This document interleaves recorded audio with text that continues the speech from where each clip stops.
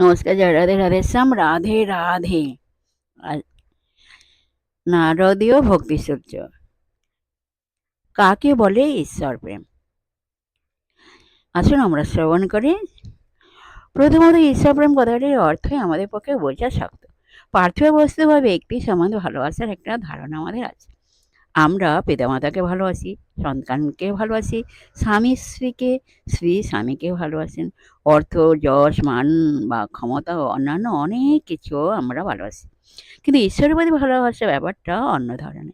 কারণ তার সঙ্গে আমাদের যে কোন সম্বন্ধ তা আমরা বুঝতে পারি না। আশেপাশের ব্যক্তি বা পরিবেশের মতো তার সম্বন্ধে যে আমাদের কোনো অভিজ্ঞতাই নেই। কারণ আমাদের যা ভালোবাসার বস্তু তা সবই ইন্দ্রিয়গ্রাহ্য। কিন্তু ঈশ্বর তো তা না। তাছাড়া ঈশ্বর সম্বন্ধে তো আমাদের কোনো উপলব্ধিই নেই। ঈশ্বর প্রেম সম্বন্ধে আমাদের সব ধ্যান ধারণাই কাল্পনিক মাত্র। অথচ সত্যির বা প্রত্যক্ষ অভিজ্ঞতার কোনো ভিত্তি না থাকলে কেবলমাত্র অনুমান বা কল্পনা আমাদের বেশি দূর এগিয়ে নিয়ে যেতে পারে না। সেজন্য ঈশ্বর প্রেম সম্বন্ধে কোনো ধারণা করা আমাদের পক্ষে দুরূহ। কিন্তু দুরূহ হলেও যাদের এই বিষয়ে অভিজ্ঞতা আছে তাঁরাই আমাদের পথ নির্দেশ করতে পারেন কিভাবে তাকে আমরা ভালোবাসতে পারি। ভগবানের সঙ্গে ভক্তির একটি বিশেষ ভাব সম্বন্ধ থাকা দরকার। ভক্ত একটি বিশেষ ভাব অবলম্বন করে অগ্রসর হবে। তাকে পিতা মাতা বা সন্তান বা অন্য কোনো ভাবে দেখবে। এইভাবে আরোপণ আমাদের সহায়ক হতে পারে। পার্থিব সব ভালোবাসার সম্বন্ধের মোড় ঘুরে দিতে হবে ভগবানের উপর।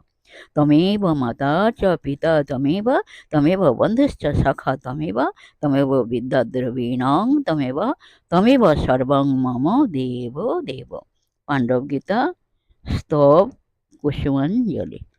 জয় রাধে রাধেশ্যাম, রাধে রাধে। জয় বৃন্দাবন বিহারী লাল কি জয়, কৃষ্ণ কানায়া লাল কি জয়, বাঙ্কে বিহারী লাল কি জয়, জয় রাধা শ্যাম সুন্দর লাল কি জয়। জয় রাধে রাধেশ্যাম, রাধে রাধে। আজকের এই পর্যন্ত বিশ্রাম রাখলাম। নেক্সট দিন আবার আলোচনা করা হবে। যাই হোক, বিশেষ সুহৃদয় ভক্তবৃন্দের উদ্দেশ্যে বলছি, প্রত্যেকের উদ্দেশ্যে বলছি, সবাই সুখে থাকবেন, শান্তিতে থাকবেন, আনন্দে থাকবেন। এক সেকেন্ড হলে আনন্দে থাকবেন না, সদা সর্বদাই সুখে শান্তিতে আনন্দে জীবনযাপন করবেন। আর নিজ নিজ পিতামাতাকে দেখবেন, তাদের যেন দুঃখ কষ্ট না হয় সেদিকে লক্ষ্য রাখবেন। রাধে রাধে, রাধে রাধে, রাধে রাধে। নমস্কার।